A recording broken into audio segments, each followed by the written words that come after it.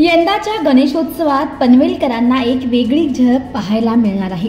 Plaster of Paris आणि रंगीत रसायनांच्या ऐवजी पर्यावरणपूरक कागदी पेपरपासून बनवलेल्या गणपतीच्या मूर्तींना प्रचंड प्रतिसाद मिळत आहे। तळोजामधील नितलस गावातील स्थानिक तरुण प्रत्येक मोरेश्वर पवार या कलाकारांनी पर्यावरणपूरक संकल्पनेचा प्रत्यक्षात आणले असून जुन्या कागदाची पुनर्वापर करून गणरायाच्या आकर्षक मूर्ती घडवल्या आहेत। या मूर्तीची खासियत म्हणजे त्यांचे विसर्जन केल्यावर पाण्यात कोणतेही प्रदूषण होत नाही, उलट पाण्यात सहज विरघळून जाते। गणेश भक्तांना अशा मूर्ती खरेदी करण्यासाठी मोठी उत्सुकता दिसून येते। पर्यावरण प्रेमी पनवेल मधील मंडळांनी सुद्धा यंदा अशाच मूर्तींची प्रतिष्ठापना करण्याचा संकल्प केलाय। कागदी गणपती मूर्ती हा भविष्यातील उत्तम पर्याय आहे। या माध्यमातून गणेशोत्सवाच्या आनंदात पर्यावरण जपण्याचा संदेश दिला जातो।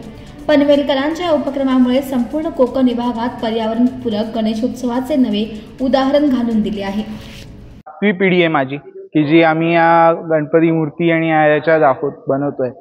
आजोबांपासून मातीच्या मूर्ती वगैरेच आम्ही करत आलोय, पण जसं मध्ये एखाद काळ आला पीओपीच्या मूर्ती, हलक्या मूर्ती हव्या आहेत, उंच उंच मूर्ती बनवायच्या आहेत, तर तो कुठेतरी एक नंतर भाग आम्हाला थोडासा खटकायला लागला की पीओपीच्या मूर्तीचं थोडं विसर्जन म्हणा किंवा या गोष्टी नीट होत नाहीत। तर त्यासाठी म्हणून मग आम्ही पेपरची बघितली की जी वजनालाही हलकी होईल, विसर्जनालाही सोपी होईल, की कुठल्याही कृत्रिम तलावात तुम्ही विसर्जन करा, सहज दबून जाईल पटकन लवकर। हा एक आम्ही उद्देश धरून चालू केलेला। साधारण आम्ही 2010 पासून पेपरच्या मूर्ती चालू केलेल्या आहेत। आज आता 15 वर्ष चालू आहेत। दर वर्षाला हे करताय, पण घडवण्याचा जो कार्य आहे ते कसं होतं ते त्याविषयी साधारण आता बघायला गेले एक मूर्ती आम्हाला बनवायला 15 ते 20 दिवस जातात। तर तो जो मेन पार्ट आहे एखाद्या मूर्तीचा किंवा तो आहे लेबरचाच हा कॉस्ट म्हणा आपण किंवा म्हणू की बरेच लोक म्हणतात पेपरच्या मूर्ती महाग आहेत किंवा पीओपीपेक्षा महाग होतात, लगद्यापेक्षा महाग होतात, पण त्याचं रिझन तेच आहे की 15 दिवस एकच मूर्ती बनते। तिथेच आपण पीओपीचे बनवू तर 15 दिवसात 150 मूर्त्या रेडी होऊन जातील।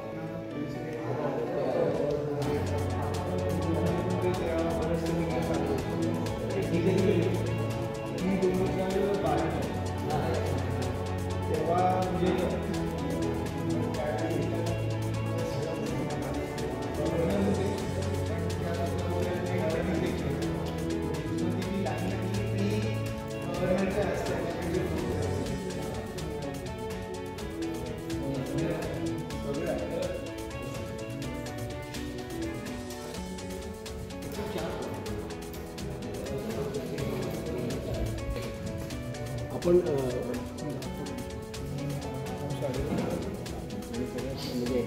4मध्ये सगळ्यात कोणत्या मंडळाचे नाव